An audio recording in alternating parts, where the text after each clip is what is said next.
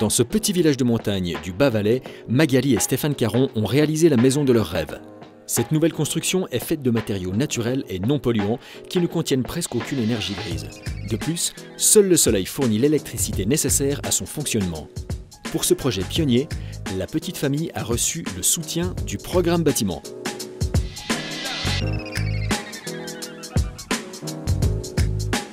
Donc pour le calcul des charges énergétiques de la maison, donc ce qui est une prévision parce qu'on vient d'emménager, on a prévu à peu près 250 francs par année. Mais c'est une maison qui va consommer très peu. C'est une maison passive, faible consommation. En bilan annuel, elle devrait même produire plus que ce qu'elle consomme grâce aux panneaux solaires. Donc on aura quand même une petite charge parce qu'on va consommer l'électricité le soir et la nuit, mais elle va produire plus que ce qu'elle a consommé. C'est une maison ossature bois en paille avec de l'argile sur les murs, sans chauffage. Enfin, il y a un poêle à peler comme un point, avec une ventilation. Le concept du chauffage, c'est le solaire, c'est le chauffage passif, donc c'est le soleil qui rentre par les baies vitrées, les corps humains, l'électroménager qui chauffe. Sinon, c'est une maison qui est ventilée aussi, pour éviter de perdre de la chaleur l'hiver en aérant, mais on peut quand même ouvrir les fenêtres quand on en a envie, mais c'est pour être le plus efficace possible.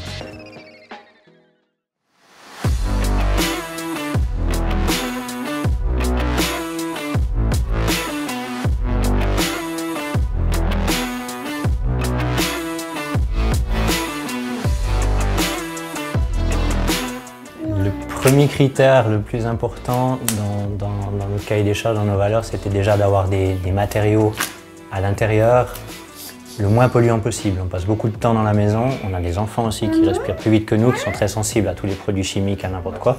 On s'est rendu compte qu'il y avait beaucoup de produits chimiques dans beaucoup de matériaux de construction. Ça a été le premier critère. Une fois qu'on a commencé à comprendre qu'il y avait d'autres solutions, que certains matériaux étaient très polluants, arrivé le critère environnemental, que les matériaux polluants qu'on respire, ils ont été produits, qu'il faudra les recycler. Donc on va aussi polluer l'atmosphère ou la planète après. Il y a eu un deuxième critère environnemental, et puis directement induit par ça un critère énergétique de consommation, le moins de consommation possible, également en énergie grise. Ça c'était vraiment les trois critères les plus importants. C'est une étiquette énergétique comme il y aurait sur un frigo, sur un lave-linge. C'est de montrer qu'est-ce que la maison va consommer quand elle va être en exploitation.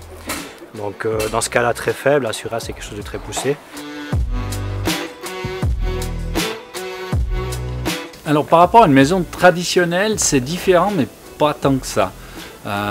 C'est plus des adaptations et apprendre quelques petites techniques différentes. Mais on n'est quand même pas 100% à l'opposé d'une maison traditionnelle, du moins en ossature bois. On va recouvrir avec une fine couche de terre. Après, on va projeter 2,5 cm d'argile sur toute la surface. Après, en troisième main, on va passer une autre couche de terre, que tout le mur soit lié, sinon ça risque d'avoir des fissures. Et après, il y aura une couche de finition, d'argile de finition. Là, c'est vraiment découvrir des nouvelles choses. C'est un peu aussi ça, le côté artisan. Voilà, ça sort de l'ordinaire. On retourne peut-être vers un truc un peu plus traditionnel, entre guillemets. Donc ça, c'est hyper intéressant au niveau technique déjà.